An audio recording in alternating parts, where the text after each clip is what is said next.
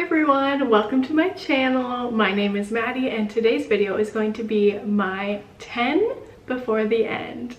And by that, I just mean my end of year TBR. I've seen a few other people do this video and thought it was fun. I love filming and watching TBR videos. I don't do an amazing job of actually sticking to my monthly TBRs, so I figured this was probably a more realistic edition. I originally saw another Maddie do this video. Her channel's Maddie's Library and I'll link it down below. I love watching her videos. So let's just get right into it. The Nightingale by Kristen Hanna. I have had this book for so long. I know my sister-in-law Katie gave this to me because she loved this book and I still haven't read it. So I feel like I'm letting her down. And I actually just read my first Kristen Hanna book ever a few months ago. I read Firefly Lane and I really liked it. It wasn't 5 stars for me, but it definitely encouraged me to read more of Kristen Hanna's work. This is almost 600 pages and it's not the typical genre I read, but I'm still hopeful that I'm really going to enjoy it because I know it's very emotional. And I actually like to read very emotional books sometimes. So this is my first book. Next we have a classic, Anne of Green Gables. I actually just got this edition. I think it's beautiful and it encouraged me to actually pick it up and read it. I've always known about this story and I know there are some TV shows on Netflix based off of it, but I wasn't really interested in picking it up anytime soon until I read a book that talked a lot about it and a book that also took place in the same setting. And that book is This Summer Will Be Different by Carly Fortune. I read this book this summer and it takes place in Prince Edward Island, and there were a lot of quotes from Anne of Green Gables because the main character loved that book growing up, and a lot of references to it, and I really enjoyed those references even though I don't know much about it. So it encouraged me to keep an eye on this book and I finally picked it up, so I would really love to read it before the end of the year. I was a little worried about the size of it, and then I realized that there are 2 books in here. It's the original and then the second book in the series.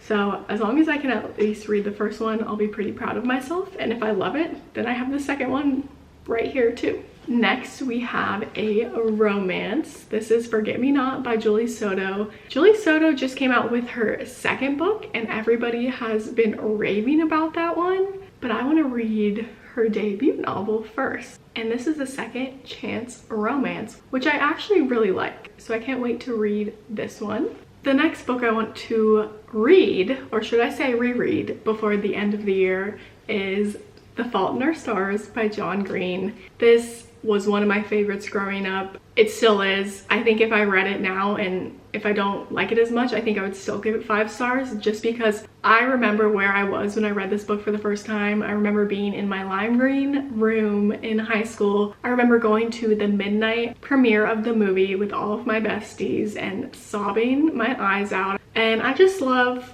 this book so much. I haven't reread it since then. I've watched the movie a handful of times. Somehow that is my comfort movie, even though it is the most soul-crushing thing I've ever watched. But I think it would be fun to read this now that I do live in Amsterdam, since a very important part of the book does take place in Amsterdam. So I just want to read it and see if I obviously recognize the things they talk about and the things they do in the book, which I do. I just want to read about it again, and it's a good excuse to read it and then rewatch the movie this winter. I wish John Green would publish more young adult romances, but I don't know if that's his thing anymore. Then we have The Invisible Life of Addie LaRue by V.E. Schwab.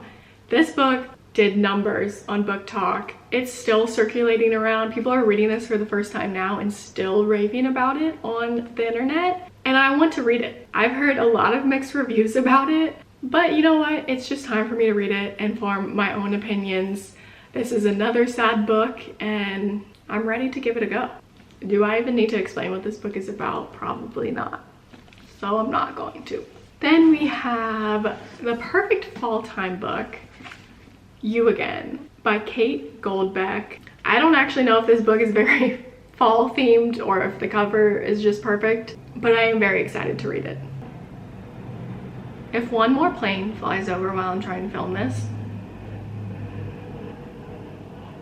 You don't even know how many times I've edited this out. You guys know what this book is about. It's basically a retelling of When Harry Met Sally, which is a very popular rom-com. I remember reading the description of this and thinking it was very juicy, and I love a juicy rom-com. I don't remember anything else about what I read, but I got this from Book of the Month and it's just sitting on my bookshelf like most of my unread books are, and I think it's time to read this one. So stay tuned about that one. All of the other books I think I have out from the Libby app, or they are currently on Kindle Unlimited. I currently have Anxious People by Fredrik Backman out from the Libby app. I haven't read anything by Fredrik Backman, and I've heard incredible things about Anxious People, A Man Called Ove, the Beartown series, and I'm just so excited to get into his work. The plot of this book is crazy. It basically takes place during a hostage situation. There are a bunch of people touring an open house, and a failed bank robbery takes place nearby, and so I believe the thieves take over this open house, and that's kind of how the story unfolds. I also want to read Before I Let Go by Kennedy Ryan. This is another very popular author, and I haven't read any of her books. People absolutely rave about them. Her stories are very emotional, and this one in specific is a second chance romance, which, like I said earlier, I do really enjoy. So I absolutely have to read this one, and I think it's on Kindle Unlimited right now. The other book I have out from the Libby app, which I have a lot out right now that I want to read before the end of the year, is Intermezzo by Sally Rooney. I technically have only read one Sally Rooney book, which is Normal People, and I really liked it. I didn't give it 5 stars, but after watching the TV show adaptation, the book felt so real to me that when I think about those characters, the book is 5 stars to me now. Does that make sense? Oh my god, another plane. I'm gonna lose my mind. I'm gonna lose my mind. Again, another book I don't know much about, but I do know it follows 2 brothers after they lose someone very important in their life, and I think one of them plays chess. I am amazing at giving summaries of books. The last book I want to read before the end of the year is The Next Mrs. Parrish by Liv Constantine. If you watched my previous reading vlog, I just finished my reread of The Last Mrs. Parrish because I wanted a little refresher before I get into the sequel.